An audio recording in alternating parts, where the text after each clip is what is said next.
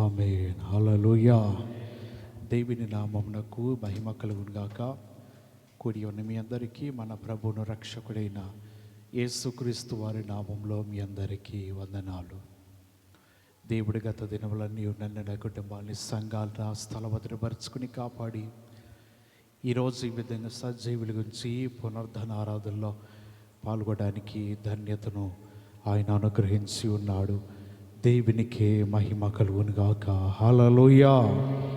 గత వారం చెప్పినట్లుగానే ఈ వారంలో గురువారం 15వ తారీఖు ఆ ప్రాంతానికి మదిర అనే ప్రాంతానికి వెళ్ళి దేవుని మాటలు దేవుని వాక్యమని వారితో పంచుకోవడానికి దేవుడు అక్కడ నిలబెట్టుకుని నన్ను వాడుకుని ఉన్నాడు.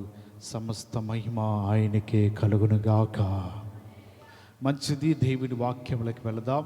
అందరూ బైబిల్ గ్రంథాలు తెరిచినట్లయితే కీర్తన గ్రంథము 1వ కీర్తన, కీర్తన గ్రంథము 1వ కీర్తన 5వ వచనం చదువుదాం.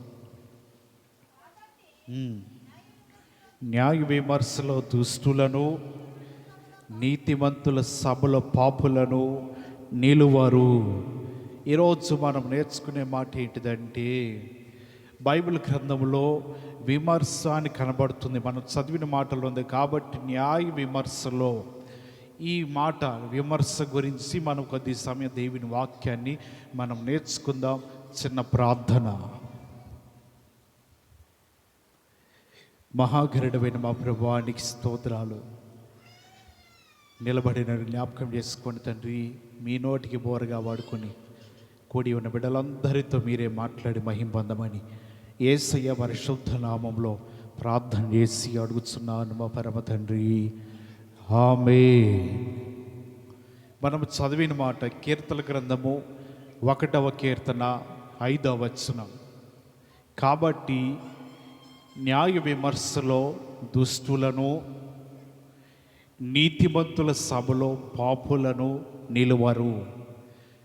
మనం ఈరోజు నేర్చుకునేది విమర్శ చేయకూడదు. ఏంటిది మన అంశము? విమర్శ అనగా ఎదుటవారి తప్పులను మనం వేలెత్తి చూపించకూడదు, ఎదుటవారిని కించపరచకూడదు, ఎదుటవారిని తక్కువ చేసి మాట్లాడకూడదు. ఇవన్నీ కూడా విమర్శ అనే పదానికి అర్థాలు. కాబట్టి ఈ మాట మీద మనం కొద్ది సమయం దేవుని మాటలు నేర్చుకుంటున్నాం. ఇక్కడ భక్తుడు ఈ మాటలు కీర్తనలో రాస్తూ అంటున్నాడు, దేవుడు కూడా మనుషులను న్యాయ విమర్శలో నిలబెడతాడు. అంటే తీర్పు. ఎవరు పొరపాటు చేశారో, ఎవరు తప్పు చేశారో, ఎవరు అతిక్రమములు చేశారో, ఎవరు దోషములు చేశారో ఏంటిదనేది ప్రతి ఒక్కరికి అక్కడ జరుగుతూ ఉంటుంది. కొద్ది సమయం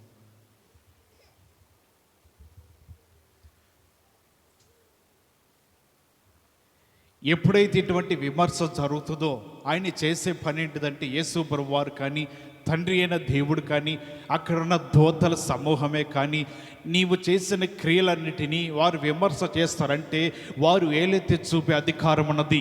నువ్వు ఇటువంటి తప్పు చేశావు, నువ్వు ఇటువంటి పొరపాటు ఉన్నది, ఇటువంటి లోపము కలిగి ఉన్నావు, ఇటువంటి పాపము నువ్వు చేసి ఉన్నావు, ఇటువంటి అవినీతిగా నువ్వు జీవితం కలిగి ఉన్నావు, ఈ విధంగా నీ జీవితం ప్రవర్తించావు, యథార్థంగా నీ జీవితం లేదని న్యాయ విమర్శ జరుగుతుందంట తండ్రి దగ్గర.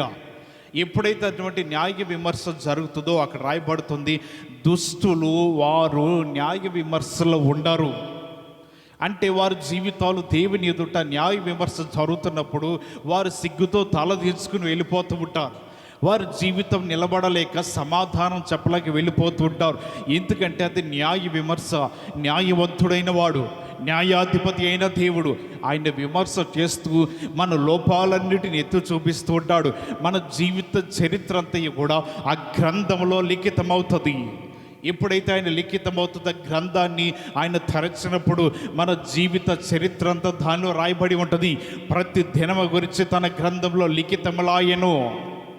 మన జీవిత చరిత్ర అంతా కూడా దానిలో ఉన్నప్పుడు మన గురించి న్యాయ విమర్శ జరుగుతూ ఉండగా ఒకవేళ దుస్తులైనను, శత్రువులైనను, లేకపోతే భక్తిహీనులైనను ఎవరైనా సరే అటువంటి న్యాయ విమర్శలో వారు నిలవరు అని రాయబడుతూ ఉన్నది. ఇటువంటి విమర్శ ఆయన మాత్రమే చేయగలడు, పరీక్షించగలడు. న్యాయ విమర్శ చేయగలిగిన శక్తి దేవునికి మాత్రమే ఉన్నది. ఆయన పేరే న్యాయవంతుడై ఉన్నాడు. హల్లెలూయా. అటువంటి న్యాయవంతుడైన దేవుని దగ్గర ఎప్పుడైతే మన జీవితాలు ముగించబడి అక్కడికి వెళ్ళి ఆ న్యాయ సభ జరుగుతూ ఉంటుందో, అక్కడ నిలబడాలంటే నువ్వు దుష్టులు కాకుండా ఉండాలి, నీవు శత్రువులు కాకుండా ఉండాలి, నీవు అవినీతి కాకుండా జీవిస్తూ ఉండాలి, నీ జీవితం ఈ లోకంలో దోషులు కాకుండా జీవిస్తూ ఉండాలి, నీ జీవితం నిందారహితులుగా ఉండాలి. ఇలాగ జీవించిన వారు మాత్రమే అక్కడ న్యాయ విమర్శలో వారు నిలబడుతూ ఉంటారు. విమర్శ జరుగుతుందంటే అక్కడ దేవుడు వారితో మాట్లాడుతూ ఉంటారు. ఈ గ్రంథంలో రాయబడినట్లుగా వారికి తీర్పు జరుగుతూ ఉంటుంది. ఈ గ్రంథంలో చెప్పబడినట్లుగా అక్కడ వారి మధ్యన ఇటువంటి తీర్పు జరుగుతూ ఉంటుంది. నిలబడాలి అంటే మన జీవితంలో ఈ విధంగా దుష్టులు కానీ, పాపులే కానీ, లేకపోతే అనేక మంది దేవుని దృష్టిలో విరోధంగా జీవించేవారే కానీ ఎవ్వరు కూడా నిలవకరు. వారు నిలవటానికి అది నీతియుక్తమైన రాజ్యము. దానిలో నిలవాలంటే మనము నీతిమంతులై ఉండాలని వాక్య భాగం రాయబడుతూ ఉన్నది.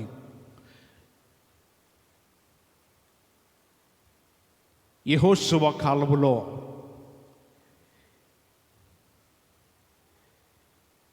పన్నెండు గోత్రాలు వారు యొర్దాను నది దాటి అవతలకు వెళ్ళారు. వారిలో 2.5 గోత్రాల వారు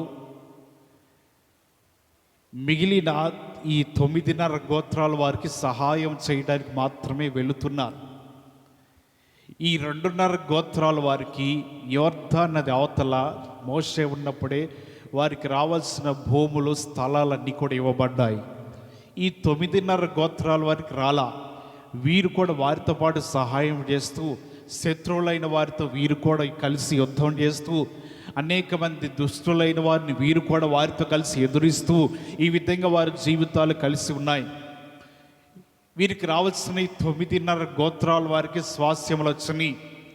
అటువంటి సమయంలో యెహోషువ వీరిని అన్యాయం చేయకోకుండా ఈ 2.5 గోత్రాల వారికి కూడా, అయ్యా మీరు కూడా స్వాస్యములు మీరు కూడా ఇస్తున్నా తీసుకోండి, ఎందుకంటే ఎంతకాలం మీరు మాతో పాటు కలిసి ఉండి మీ సహోదరులతో మీరు సహాయపడి ఉన్నారు, మీరు ఒట్టి చేతులతో యొర్దాను అవతలకు పంపించడం ఇష్టం లేక మిమ్మల్ందరినీ కూడా ఇక్కడ ఈ స్వాస్యములు మీరు కూడా ఉంచుకోండి, కానీ తిరిగి మీరు అటు వెళ్ళిపోండి అని చెప్పారు.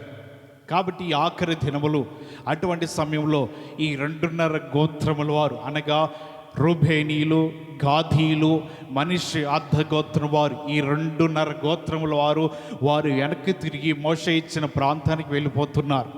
వారు వెళ్ళిపోతూ ఉండగా వారు చేసిన పని ఏంటిదంటే ఇంచుమించు యొర్దాను దగ్గరికి వచ్చిన తర్వాత చేయకూడని పని చేశారంట. ఈ పని ఏంటిదయ్య అంటే వారు ఒక బలిపీఠాన్ని కట్టారు. ఆ బలిపీఠం మీద బలులు అర్పించడానికో, లేకపోతే సమాధాన బలులు అర్పించడానికో, లేకపోతే పాప పరిహారార్థ బలులు అర్పించడానికో ఒక బలిపీఠంని కట్టారు.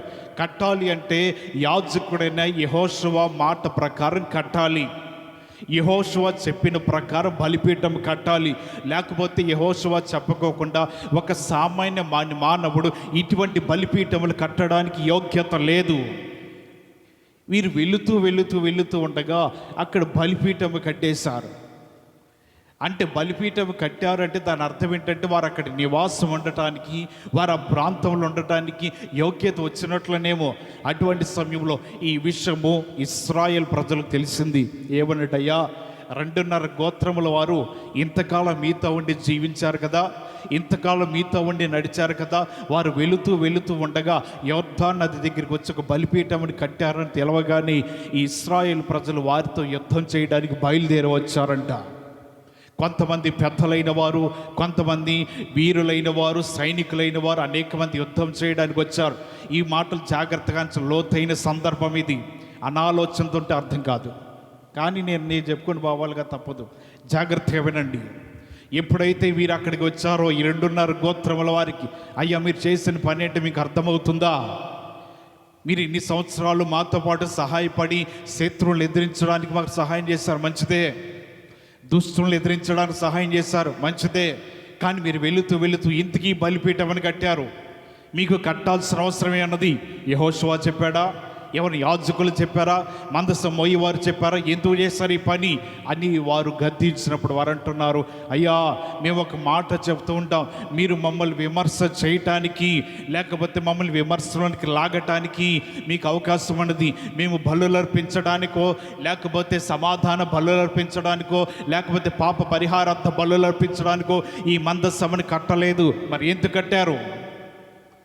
మీ సంతానపు వారు మా సంతానపు వారికి ఒక గుర్తుగా ఉండటానికి మాత్రమే.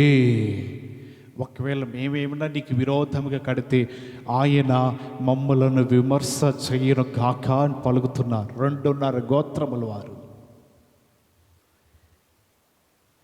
ఆ మాట విన్నాకప్పుడు సంతోషించారు. ఎందుకంటే 2.5 గోత్రముల వారు కానానులో ఉండకూడదండి, వారి యొర్దాను నది దాటి అవతలకు వెళ్ళిపోవాలి. అటువంటి సమయంలో వీరు చేసిన పని వలన వారిలో కలవరము ప్రారంభించబడింది, వారిలో ఆందోళన ప్రారంభించబడింది. యెహోషువ ద్వారా వారు పంపబడి విమర్శ చేయండి ఒకసారి, వారు ఎందుకు పని చేశారో వీరు అంటున్నారు, ఒకవేళ మీరు మాతో పాటు కలిసి ఉండాలనుకుంటే మీకు ఇచ్చాంగా స్వాస్థ్యములు మీకు అర్హత లేకపోయినా ఇవ్వకూడదని ఆజ్ఞ ఉన్నా సరే మీరు మాతో పాటు ఉండి కష్టపడినందుకే మీ ఆజ్ఞలు బట్టి మీకు స్వాస్థ్యములు ఇచ్చాం కదా, మీకు భూభాగములు ఇచ్చాం కదా, మీకు అంత ఆసక్తి కలిగి ఉండి మీ భూమికి వెళ్ళాలని మీకు మనసు లేకపోతే మీరు వచ్చి మాతో పాటు ఉండండి, మాతో పాటు మీరు కలిసి జీవించండి, మాతో పాటు మీ జీవితాన్ని గడపండి. అంతేకాని బలిపీఠములు కట్టడం ఏంటయ్యా? మనందరికీ కూడా ఒక బలిపీఠం మాత్రమే ఉన్నది. లేకపోతే మీరు అవతలకు వెళ్ళి ఆ బలిపీఠము మీ ప్రాంతములు కట్టుకోండి. కానీ మేమందరం యెహోషువ చెప్తున్నట్లుగా బలిపీఠములు కట్టాం. యెహోషువ దాని మీద బలులు అర్పించాడు, యెహోషువ గ్రంథాన్ని తెరిచి చదివాడు. మేమందరం కూడా మాటలు విన్నాము, మా హృదయములన్నీ కూడా కరిగిపోతా ఉన్నాయి, మా జీవితాలు వేదన తట్టుకొని ఆ బాధ అంతా కూడా మేము బయటికి తీసుకుని వస్తున్నాం. అటువంటి సమయంలో 2వ బలిపీఠం ఎందుకు కట్టారు? ఎందుకు కట్టారంటే 9.5 గోత్రముల వారికి సంతానం వస్తారు, ఈ 2.5 గోత్రముల వారికి సంతానం వస్తారు. అటువంటి సమయంలో పుట్టిన వారికి పిల్లలకు సంతానం వారికి తెలియదు మనం ఎందుకు ఇక్కడ ఉండాలి, ఎందుకు వారు అక్కడ ఉన్నారు, ఏంటిది అంటే ఆ 2 మీకు చూపిస్తాను. ఏంటిది? ఎవరిదాన్ని దాటిన తర్వాత ఇదిగో బలిపీఠం. ఎందుకయ్యా బలిపీఠం కట్టారు అని సంతానం వారు అడుగుతుంటే వారు చెప్పవలసి ఏంటిదంటే, మేము 2.5 గోత్రముల వారు మోషే ఉన్నప్పుడే మా వాటాలు మాకు వచ్చేసింది, కానీ వారితో పాటు సహాయపడటానికి ఏదో వెళ్ళాం, తిరిగి వస్తూ ఉండగా ఈ బలిపీఠం. అంటే ఇంతవరకు మీరందరూ కలిసి ఉన్నారా? కలిసే ఉన్నాం. అంటే ఇంతవరకు మీరందరూ కలిసే యుద్ధం చేశారా? ఆ 12 గోత్రాల వారు కలిసే యుద్ధం చేశాం. అంటే ఇంతవరకు మీరు 12 గోత్రాల వారు కలిసి శత్రువులందరినీ హతమార్చి ఈ భూభాగంలో స్వాస్యముగా మీరు పొందుకున్నారంటే పొందుకున్నాం. ఇదిగో గుర్తిదే, ఈ బలిపీఠం కట్టాము, యొర్దాను నది ఒడ్డున ఆ దినములలో కట్టాం. ఎప్పుడే కట్టింది? యెహోషువ ఉన్నప్పుడు కట్టాం అని చెప్పడానికి. ఒకవేళ వారు బలిపీఠంలు కట్టి బలులు అర్పించి వారికి వారి యాజకులుగా ప్రకటించడానికో వారికి వారి న్యాయకులుగా ప్రకటించడానికో వారి జీవితాల్లో ఈ విధంగా వారి బ్రతుకులు తమకు ఇష్టం వచ్చినట్లుగా వేరుగా జీవించడానికో కాదండి. సంతానపు వారికి అర్థం కావటానికి 9.5 గోత్రాలు వాడు అడుగుతారు, నానా మరి ఇంకా మిగతా 2.5 గోత్రాలు అయ్యి వారు ఎక్కడ జీవిస్తున్నారు?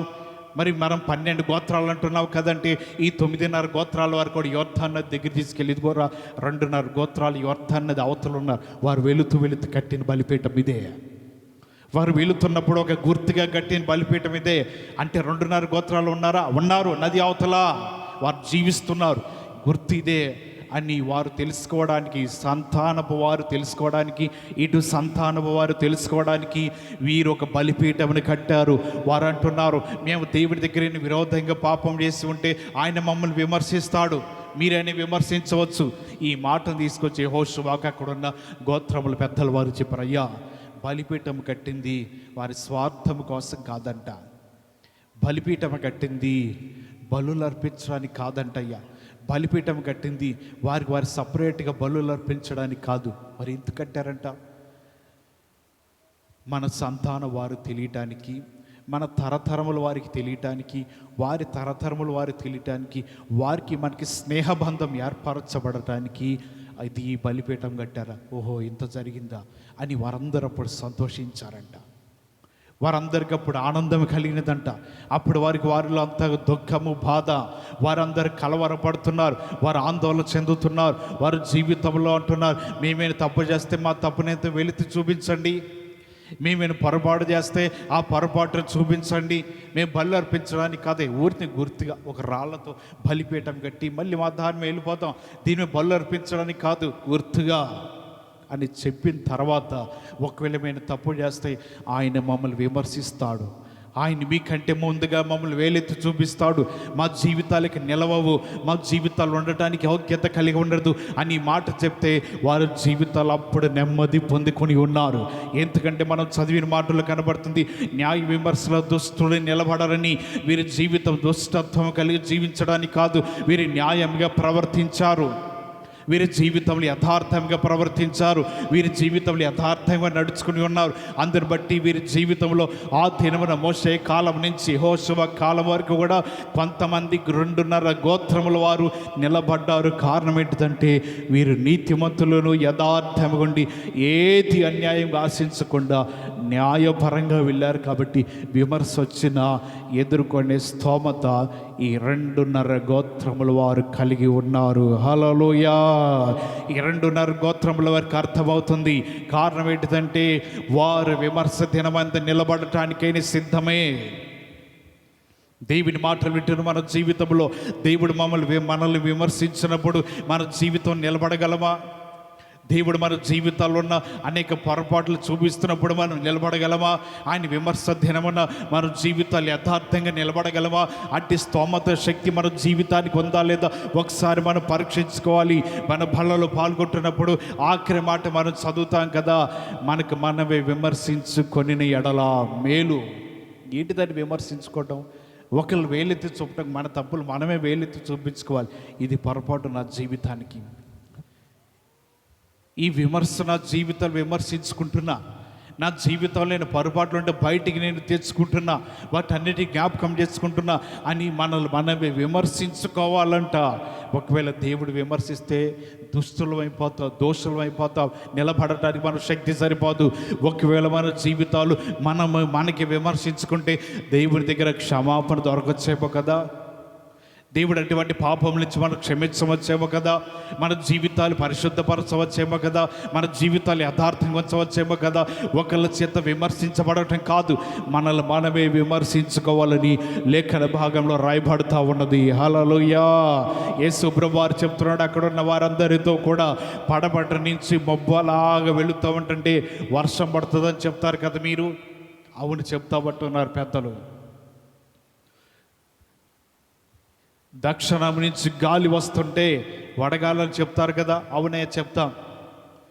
ఈ భూమి యొక్క కాల వైఖరిని గుర్తించిన మీరు ఈ కాలం ఎందుకు గుర్తించరయ్యా మీరు అని అక్కడున్న పెద్దలతో ఆయన మాట్లాడుతుంటున్నాడు. వేషధారులారా, అన్నిటిని గుర్తించిన మీరు ఈ కాలమును కూడా మీరు గుర్తించండి. ఎందుకంటే మీ జీవితాలు మీ న్యాయంగా మీరు ప్రజలను విమర్శ చేయలేకపోతున్నారు, న్యాయం తీర్చలేకపోతున్నారు, మీలో న్యాయం దాగిలేదు. అటువంటి సమయంలో మీరు సరిగ్గా చేయకోకుండా ఉంటే తప్పు చేసిన వ్యక్తి మిమ్మల్ని కూడా తీసుకెళ్ళి అధికారి దగ్గర అప్పచెప్తాడు. అధికారి తీసుకువెళ్ళి బంట్రవతులకు అప్పచెప్తాడు. బంట్రవతులు తీసుకెళ్ళి చెరసాల పడేస్తారు. అందుకనే చెప్తున్నాడు, ఒక వ్యక్తి తప్పు చేసినప్పుడు న్యాయంగా విమర్శించండి, లేదా అతను నిన్ను కూడా తీసుకుని వెళ్తాడు. నీకు కుదిరితే మధ్యలోనే విడిచిపెట్టురా, లేకపోతే అతను నిన్ను తీసుకువెళ్తాడు. ఏం చెప్తాడు తెలుసా? ఇతడి దగ్గరికి వెళ్తే మాకు న్యాయం చేయలేదండి, న్యాయంగా మమ్మల్ని విమర్శించలేదు, న్యాయంగా మా తప్పులు అడిగి తెలుసుకోలేదు అని పై అధికారులు చెప్పారంటే అతనికంటే నిన్నే ముందు తీసుకెళ్ళి చెరసాల్లో పడేస్తారు. అందరి బట్టి వేషధారులారా, ఈ కాలమును మీరు జాగ్రత్తగా గుర్తించండి. దేవుడు రాబోతున్నాడు, మీ జీవితాలు జాగ్రత్తగా పరీక్షించబోతున్నాడు. ఆయన దగ్గర న్యాయ విమర్శ జరగబోతుంది. దుష్టులు నిలబడలేరంట, అటువంటి సమయంలో పాపులు నిలబడలేరంట. నిలబడలేని సమయంలో మీ జీవితాలు చెరసాలలో వేయబడతారేమో, అగ్నిగుండంలో వేయబడతారేమో, పాతాళంలో వేయబడతారేమో. మీ జీవితాలు జాగ్రత్తగా పరీక్షించుకోండి అని ఇక్కడ ఈ మాటలు రాయబడతా ఉన్నాయి. మన జీవితాలు ఎలాగున్నాయి ఈ లోకంలో? ఇప్పటికిప్పుడే దేవుడి దగ్గర, ప్రభువా నా జీవితాన్ని విమర్శ చేయండి, నా జీవితంలో తప్పులు ఏమనున్నా, అతిక్రమంలో ఉన్నా చూపించండి. అనే మాట నీ నోట నుంచి వస్తే నిజమైన విశ్వాసులు, నిజమైన క్రైస్తవులు మాత్రమే ఈ మాట పలకగలిగిన ధైర్యం ఉంటుంది. మిగతా వారికి ఎవరికి పడితే వారికి ఇటువంటి ధైర్యం ఉండదు. ఎందుకంటే న్యాయ విమర్శ, న్యాయం జరిగించు దేవుడే, న్యాయాధిపతి అయిన దేవుడు సింహాసనం మీద ఉండి తీర్పు తీరుస్తున్నాడు. అటువంటి సమయంలో నిజంగా నీ జీవితంలో జాగ్రత్తగా గమనించగలిగితే ఆయన న్యాయ విమర్శలో నీవు నీతిమంతులుగా నిలబడగలవు. హల్లెలూయా. అటువంటి విమర్శ దినమని మన జీవితాలు జాగ్రత్తగా ఉండాలంట. అమెరికా ప్రాంతానికి స్వాతంత్రం తెచ్చిన ఒక ఆయన ఉన్నాడు, వాషింగ్టన్ అని. ఆయన యుద్ధానికి బయలుదేరటానికి సైన్యాన్ని సిద్ధపరిచాడు. ఆ సైన్యమంతా బయలుదేరి యుద్ధానికి వెళ్ళిపోగానే ఈయన ఏం చేశాడంటే ఆ ప్రాంతంలో మోకాళ్ళు వంచి కన్నీరు కారుస్తూ ప్రార్థన చేస్తున్నాడు. ఆ రోడ్డు గుండా ఒక వ్యక్తి వెళుతున్నాడు. ఏంటి లోపల ఏదో శబ్దం వినబడుతుంది, ఎవరు ఎక్కిలు పడుతున్నట్లు వినబడుతుందని ఆయన అలాగ లోపలికి గుమ్మం దగ్గరికి వచ్చి తొంగి చూస్తే ఆయన ప్రార్థన చేస్తూ కన్నీరు కారుస్తున్నాడు. గబగబా ఇంటికి వెళ్ళిపోయి తన భార్యతో చెప్తున్నాడు, మనకి స్వాతంత్రం రావడానికి దగ్గరలో సమయం ఉంది. ఎందుకన్నా ఆ సైన్యాధికారి అయిన వాషింగ్టన్ మోకాళ్ళు వంచి ప్రార్థన చేస్తుంటే నేను చూశాను, కన్నీరు కారుస్తుంటే నేను చూశాను. కాబట్టి నిశ్చయముగా తన ప్రార్థన ఆలకించి దేవుడు మనకి విడుదలిస్తాడు, మన జీవితానికి స్వాతంత్రం వస్తుంది అని చెప్పాడు. నిజముగా మాటను బట్టి వారి జీవితములలో 4వ తారీఖున 7వ నెల 1776 సంవత్సరంలో అమెరికా ప్రాంతానికి స్వాతంత్రం వచ్చింది. కారణం ఏంటిదంటే సైన్యమంతా యుద్ధానికి వెళ్ళిపోతే ఈయన ఏం చేశాడు, సైన్యాధికారి వారిని యుద్ధానికి పంపించి మోకాళ్ళు వంచాడు. తన జీవితాన్ని తన దేవుడి దగ్గర అర్పించుకుంటున్నాడు, విమర్శ చేసుకుంటున్నాడు. ప్రభువా, మాలోని పాప దోషములు అతిక్రమములు అంటే వాటిని తొలగించు, ఈసారి మా జీవితానికి విజయం రావాలి, మా దేశం మొత్తాన్ని మేము స్వాతంత్రంలో నడిపించుకోవాలి, మేము మా స్వంతంగా మేము బ్రతుకుతూ జీవించాలి, ఒకరి కింద మేము బానిసలుగా బ్రతకూడదు, వెళ్ళిన ప్రతి ఒక్కరికి విజయం రావాలని ఈ మాటలు బట్టి ఎప్పుడైతే ప్రార్థన చేసుకుంటూ ఉన్నాడో నిజంగా ఆ ప్రాంతానికి తన ప్రార్థన ద్వారా ఆ సంవత్సరంలో నిజముగా వీరి జీవితానికి విజయమునిచ్చాడు. హల్లెలూయా. దేవుడు ఎప్పుడైతే విజయమునిచ్చాడో అటువంటి విజయంలో ప్రాంతం అంతా కూడా, దేశమంతా కూడా నడుస్తూ ఉన్నదని ఈ లేఖన భాగంలో రాయబడుతున్న మాటలు గమనిస్తున్నాం. కాబట్టి మన జీవితంలో అర్థం చేసుకోవాల్సిన ఏంటంటే దేవుడు మన జీవితాలు నడిపిస్తున్నాడు, దేవుడు మన జీవితాలు బ్రతికిస్తున్నాడు. న్యాయ విమర్శ కూడా జరుగుతున్నప్పుడు ఆయన నడిపించిన విధానముగా నడిస్తే దోషులుగా దుష్టులుగా మన జీవితాలు ఉండవండి, నీతిమంతులుగా ఉంటాయని వాక్య భాగం తెలియపరచబడుతూ ఉన్నది. ఒకవేళ మన జీవితాలు దోషులు కొట్టే, మన జీవితాలు ఒకవేళ న్యాయ విమర్శలో మనం నిలబడలేకపోతే మనము దేవుని దగ్గర ఉండటానికి కూడా కొన్నిసార్లు శక్తి సరిపోదు, ఆయన దగ్గర మనం జీవించడానికి కూడా యోగ్యత ఉండదని లేఖన భాగంలో రాయబడుతూ ఉన్నది. న్యాయం లేని సందర్భంలో మనం జీవిస్తున్నాం, న్యాయము జరగని సందర్భంలో మనం ఈ లోకంలో బ్రతుకుతూ ఉన్నాం. ఇటువంటి బ్రతుకుతున్న మన జీవితాలలో ఒకటే మనం గుర్తుంచుకోవాలి, మన న్యాయాధిపతి అయిన దేవుడు మన జీవితాలకి తోడుగా ఉన్నాడు. హల్లెలూయా. ఆయన మన జీవితాలను నడిపిస్తున్నాడు. ఆయన దేవుని రాజ్యంలో మాత్రమే క్రైస్తవులైన వారికి, దేవుని బిడ్డలైన వారికి మాత్రమే న్యాయము దొరుకుతుందండి. వాక్యము తెలియపరచబడుతూ ఉన్నది. ఎప్పుడైతే మన జీవితాలు అలా గమనిస్తూ ఉంటామో, అలా గుర్తెరుగుతూ ఉంటామో ఆ న్యాయము ప్రకారంగా మనం జీవించవచ్చంట. అలనాడు పేతురు యోహాను గుడ్డివాడిని, కుంటివాడిని బాగు చేశాడు. కాళ్ళు వచ్చి స్వస్థత వచ్చి లేచి నిలబడుతున్నాడు. వీరందరినీ తీసుకుని వచ్చినప్పుడు వారు అక్కడ పేతురు కానీ యోహాను కానీ అలాగే వారితో ఉన్న కొంతమంది అపోస్తులందరూ నిలబడి మాట్లాడుతున్నారు. వారందరూ కూడా అభ్యంతరపడుతున్నారు. ఎవరి వల్ల నీ స్వస్థత వచ్చింది, ఎవరి వల్ల నేను కాళ్ళు వచ్చినాయి, ఎవరి ద్వారా ఈయన లేచి నిలబడుతున్నారు అని చెప్పి వీరిలో వీరు మాట్లాడుకుంటున్న సందర్భంలో వారు అంటున్నారయ్యా, మీరు ప్రాణం తీసి సిలువ వేసిన యేసు మరలా తిరిగి సజీవుడు లేచాడు కదా, ఆయన నామమును బట్టి మాత్రమే స్వస్థత. హల్లెలూయా. అపోస్తలుల కార్యములు 4వ అధ్యాయము, అపోస్తలుల కార్యములు 4వ అధ్యాయము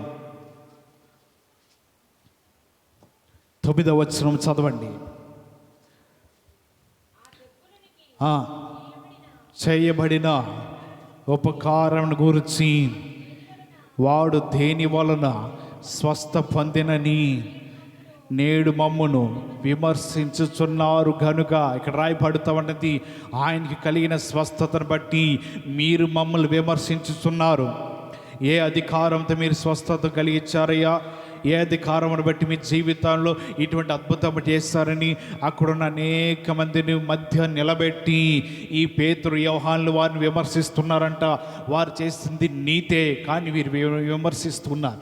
ఆయన అంటున్నారు, అతని కలిగిన ఉపకారం బట్టి మీరెందుకే మమ్మల్ని విమర్శిస్తున్నారు? ఈ స్వస్థత మా ద్వారా కలిగినది కాదు, మరి ఎవరి ద్వారా కలిగినదంటే మీరు సిలువ వేసినట్టు, మృతుల నుండి దేవుడు లేపినట్టు నజరేయుడైన యేసు క్రీస్తు నామం వలననే వీడి స్వస్థత పొంది మీ ఎదుట నిలుచుచున్నాడు. ఎవరి ద్వారా స్వస్థత వచ్చిందంట? సిలువ వేయబడిన యేసు క్రీస్తు వలన మాత్రమే, ఆయన నామం వలన మాత్రమే స్వస్థత కలిగినదని రాయబడుతున్నది. 12వ వచనం వలన అక్కడ రాయబడుతుంది కదా, ఈ నామమును మనము రక్షణ పొందవలెను కానీ ఆకాశం క్రింద మనుషులు లీయబడిన మరి ఏ నామము రక్షణ పొందలేము. ఇటువంటి మాటలు వార్త చెప్తూ మమ్మల్ని ఎందుకే మీరు విమర్శిస్తారు? మమ్మల్ని ఎందుకు మీరు అడుగుతున్నారు? మా ద్వారా ఏమీ స్వస్థత రాలా. ఎవరి ద్వారా వచ్చిందంట? యేసుక్రీస్తు నామం బట్టి మాత్రమే స్వస్థత వచ్చింది. ఆయన ద్వారా మాత్రమే కుంటివాడు లేచి నిలబడుతున్నాడు, ఆయన లేచి నడవగలుగుతున్నాడు. కాబట్టి ఈ భూలోకంలో అటువంటి నామం ఎక్కడా లేదు, కానీ ఆ నామం వలన మాత్రమే గొప్ప రక్షణ. హల్లెలూయా. ఆ నామం వల్ల మాత్రమే గొప్ప విడుదలని ఇక్కడ రాయబడుతున్న మాటలు.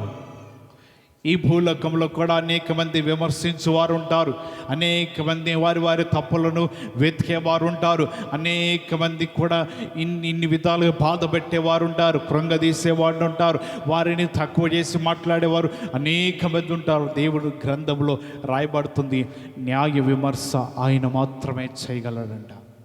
ఆయన ఒక్కడే న్యాయవంతుడు అంట. ఆయన వద్ద మాత్రమే ఇటువంటి న్యాయం జరుగుతూ ఉంటుంది. ఆయన మాత్రమే ఇటువంటి ప్రజలందరికీ కూడా న్యాయం తీర్చగలిగిన శక్తి, సామర్థ్యత ఎవరి దగ్గర ఉన్నదంటే దేవుని దగ్గర మాత్రమే మనకి కనబడుతూ ఉన్నది. దేవునికి మహిమ కలుగునుగాక. హల్లెలూయా. అటువంటి న్యాయ విమర్శ జరుగు దినమున మనం జాగ్రత్తగా ఆయన దగ్గరుండి మన జీవితాలను పరీక్షించుకోవాలి. మన జీవితాలు మనం విమర్శించుకుంటూ ఉండాలి.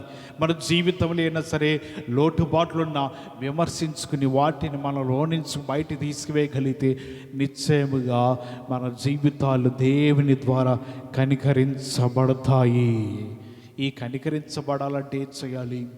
విమర్శించకూడదు ఎవరిని కూడా ఏమి మన జీవితాలలో వారి గురించి మనము వ్యతిరేకంగా ఏది మాట్లాడకూడదు.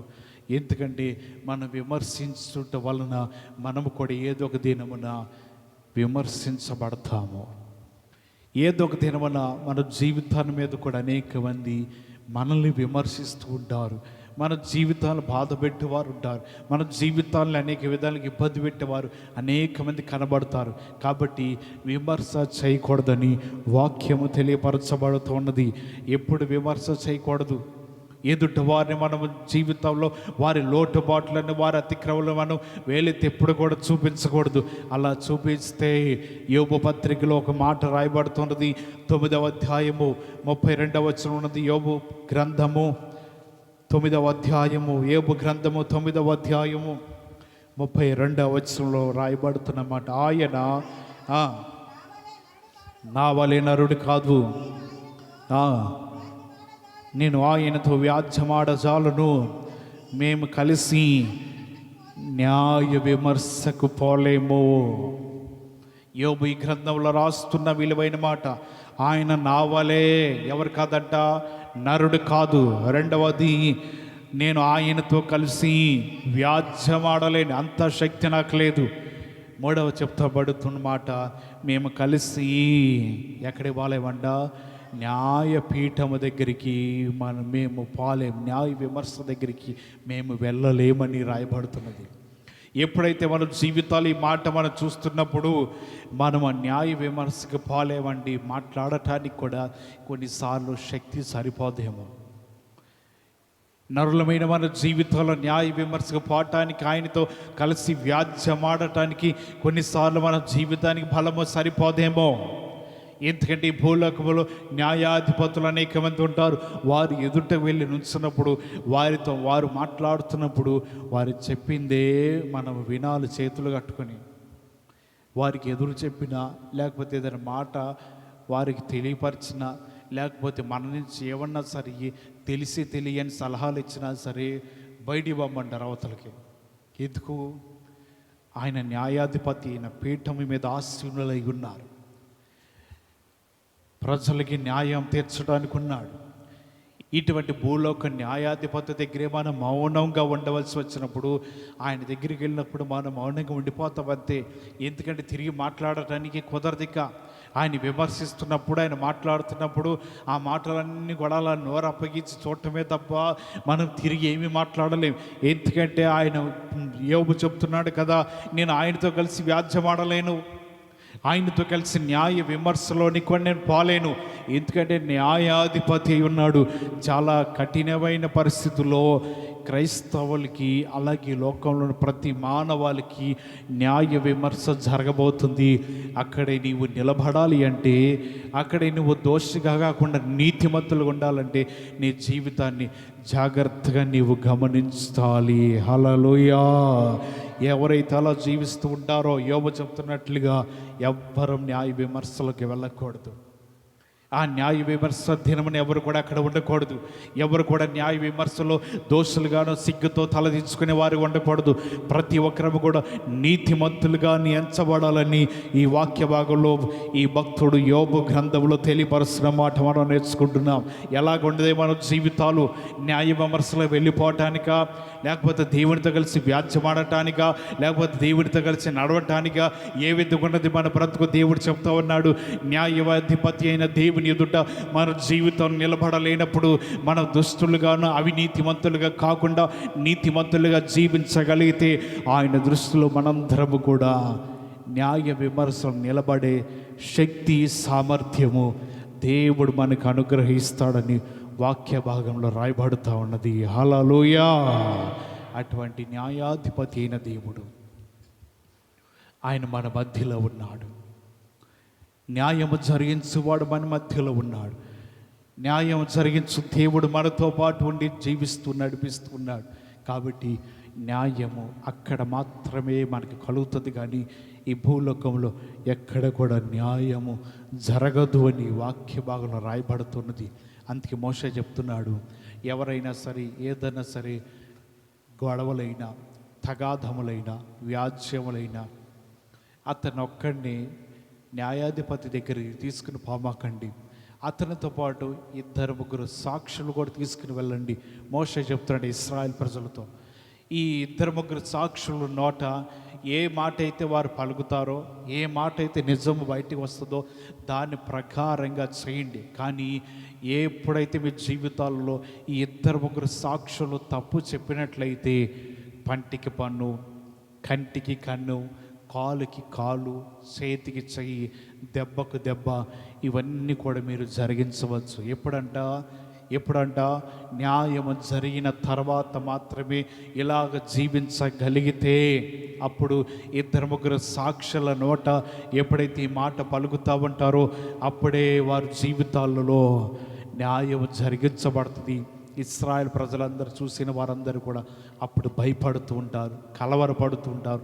వారిలో కూడా అమ్మో, దేవుని దగ్గర న్యాయం ఇలాగుంటుందా, దేవుడు చెప్పిన మాటల ప్రకారం న్యాయం ఎలా జరుగుతుందా అని ఈ విధంగా వారు తెలుసుకొనగలరని లేఖన భాగాల నుంచి రాయబడుతూ ఉన్నాయి.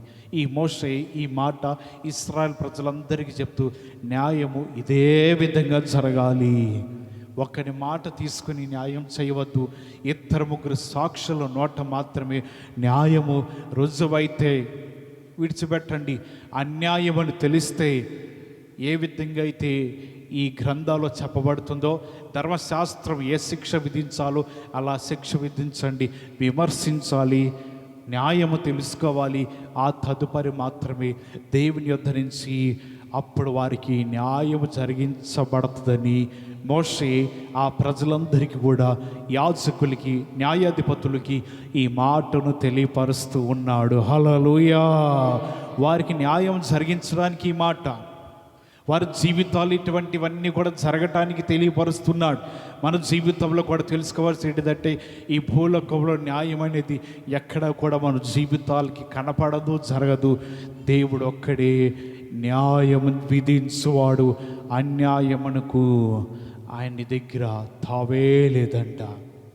ఆయన సింహాసనానికి ఏంటి అసలు ఆధారములో చెప్పండి? ఆయన సింహాసనానికి ఆధారం ఏంటి? ఆ సింహాసనం నిలబడింది కదా, దాని మీద తండ్రి అయిన దేవుడు ఆసీనుడయ్యాడు కదా, దానికి ఏంటంటే ఆధారములు నీతి న్యాయముల సింహాసనానికి ఆధారము. నీతి న్యాయము మాత్రమే అక్కడ అవకాశం ఉన్నది. ఆ నీతి న్యాయము మీద సింహాసనం ఆధారపడి ఉన్నదంట. ఆయన యొద్ద మాత్రమే న్యాయం ఉన్నదని ఈ లేఖన భాగంలో మనము చదువుతున్నాము. కాబట్టి దేవుని మాటలు వింటున్న మనం విమర్శ అనేది దేవుని యొద్ద మాత్రమే జరుగుతుంది. ఎదుట వారిని మనం కించపరిచే విధంగాను, లేకపోతే ఎదుట వారికి బాధ కలిగించే విధంగాను, ఎదుట వారిని కొన్నిసార్లు ఇబ్బందులు పెట్టే విధంగా ఎవరిని కూడా మన జీవితంలో విమర్శ చేయకోకుండా మనం జాగ్రత్తగా ఉండాలని లేఖన భాగంలో రాయబడుతూ ఉన్నది. ఏంటిదంటే అలా చేయటం వల్ల ఏంటిదంటే దేవుని సన్నిధిలో ఉన్న మనము తీర్పు దినమున మనము కూడా విమర్శలోనికి లోనైపోతామంట. విమర్శ దినమున మనము కూడా అక్కడ నిలబడవలసి వస్తుందేమో. విమర్శ దినమున దేవుడు మనల్ని కూడా దోషులుగా నిలబెడతాడేమో. విమర్శ దినమున మన జీవితాలుగా ఈ విధంగా దుస్తులుగా మనం నిలబడవలసి వస్తుందేమో. అటువంటి సమయంలో అలా నిలబడకోకుండా మనం ఏం చేయాలంటే నీతిగా ఉండటం ద్వారా విమర్శ దినమున మన జీవితాలు కాపాడబడతాయి. చివరి మాట చదివి నేను ముగిస్తాను. సమూయేలు రాసిన మొదటి గ్రంథము, సమూయేలు మొదటి గ్రంథము 2వ అధ్యాయము, సమూయేలు మొదటి గ్రంథం 2వ అధ్యాయం 25వ వచనం చదవండి. నరునికి నరుడు తప్పు చేసిన ఎడల దేవుడు విమర్శ చేయును గాని ఎవరైనా యెహోవా విషయంలో పాపము చేసిన ఎడల వాని కొరకు ఎవడు విజ్ఞాపన చేయును. ఇక్కడ చాలండి, ఇక్కడ వరకు మనం చదివిన మాటలు ఉన్నది. నరునికి నరుడు విమర్శ తప్పు చేసిన ఎడల దేవుడు ఏం చేస్తాడంట? విమర్శ చేస్తాడు. కానీ ఎవరైనా యెహోవా విషయంలో పాపం చేసిన ఎడల వాని కొరకు ఎవరు విజ్ఞాపన చేయును? ఎవరు విజ్ఞాపన చేయును? ఇక్కడ సమూయేలు ఈ మాటను తెలియపరుస్తున్నారు. ఒకవేళ మనుషులకి విమర్శ చేసి మనుషులు తప్పు చేసినప్పుడు ఆ తప్పుని పైకి ఎత్తి చూపించడం వలన ఒకవేళ వారి విషయంలో దేవుడే విమర్శ చేస్తాడేమో. ఒకవేళ దేవుని దగ్గరికి వచ్చి మనము ఒకవేళ విమర్శ చెందాలి, లేకపోతే విమర్శలోనికి రావాలి అని మనకు ఉంటే గనక మన నిమిత్తమై విజ్ఞాపన చేయవారు ఎవ్వరు కూడా లేరు. ఎందుకంటే ఆయన ఎటువంటి వాడంటే న్యాయ విమర్శ.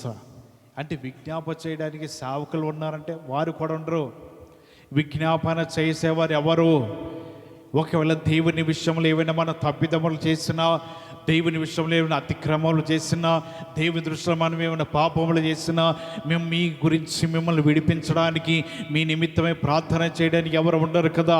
ఒకవేళ నరుని విషయమై నరులు పాపములు చేసి వారి అతిక్రమములు చేసి వారి విషయంలో దోషులుగా ఉంటే దేవుడు విమర్శ చేస్తాడు. కానీ దేవుని విషయంలో మన జీవితాలు ఏమన్నా సరే తప్పుగా కనబడితే వారు నిలబడలేరు, విజ్ఞాపన చేయలేరు, వారు నిశ్చయముగా నరకమునికి వెళ్ళక తప్పదంట. దేవురంట వారి మొర కూడా వినరంటండి. అక్కడ కింద వచ్చిన అయితే యెహోవా వారిని చంపదలచి ఉండేను కనుక వారు తమ తండ్రి యొక్క మొరను వినకపోయిరి, దేవుడు కూడా వారి మొరను వినలేదు. దేవుడి మాటలు ఆలకిస్తున్నాం మనము. నరునికి నరుడు తప్పు చేస్తే ఆయన చూసుకుంటాడు, మనమేమి నీతిమంతులము కాదు కదా. కానీ యెహోవా విషయంలో దేవుని వాక్యమును సంబంధించి లేకపోతే ఆత్మీయ జీవితానికి సంబంధించి దేవుని దగ్గర మనం ఏమన్నా సరే ఎదురు తిరిగినా, వ్యతిరేకంగా మాట్లాడినా, లేకపోతే ఏమైనా సరే దేవుడి దగ్గర పొరపాట్లుగా మన జీవితాలు ఉన్నా సరే లేఖన భాగంలో రాయబడుతున్నది, న్యాయ విమర్శ చేయు దేవుడు ఉన్నాడు, జాగ్రత్త. ఆయన మీ జీవితాలు విమర్శ చేయాలని తలంచితే యోబు చెప్తున్నట్లుగా ఆయనతోనే వ్యాజ్యమాడలేను, ఆయన అసలు నరుడే కాదు, నేను ఆయనతో పాటు న్యాయ విమర్శకు పోలేను. ఇక్కడికి వచ్చేసరికి ఏమో ఆయన ఒకవేళ న్యాయ విమర్శ చేయాలనుకుంటే నిన్ను తప్పించడానికి ఎవరు ఉండరంట. అందు నిమిత్తమే జాగ్రత్తగా మన జీవితాలు ఉండాలి. లోకంలో సామెత మన జీవితాలు ఎలాగుంటాయి అంటే ఈరోజు కడుపు నిండింది చాలు అన్నట్లు, రేపటి చూసుకోవచ్చులండి. రేపటి దినమే విమర్శ ఉంటుందేమో, జాగ్రత్త. రేపటి దినమని ఏంటి తెలియ మన జీవితాలు అనుకుని ఆ తర్వాత కాలం అయిపోయింది, అది అయ్యో అప్పుడే బాగుండా, నా జీవితం ఎంత మేలు, అప్పుడే నా జీవితం చక్కబెరుచుకున్న ఎంత మేలు, అప్పుడే న్యాయ విమర్శలు రాకుండా నా జీవితాలు కాపాడుకుంటే ఎంత మేలు. మరి ఆ దినం ఉండాలి కదా జ్ఞానము.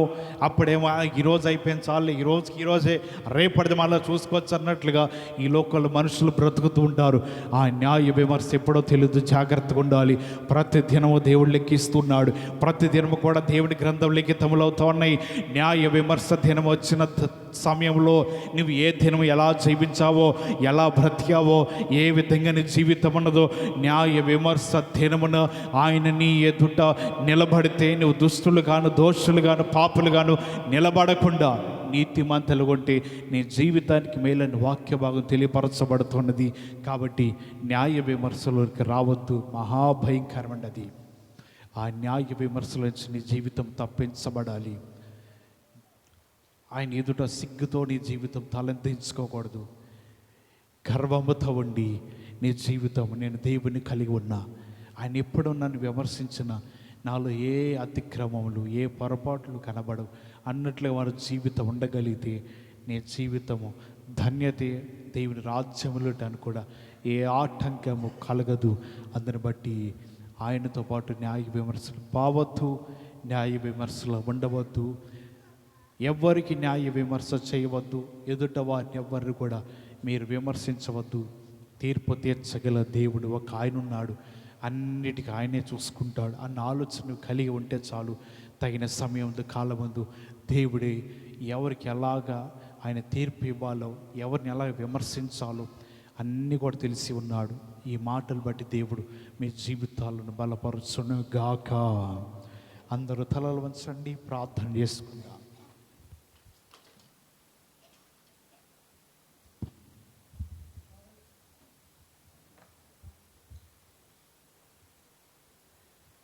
అందరం ప్రార్థన చేసుకుందా. ప్రభు దగ్గర, ప్రభువా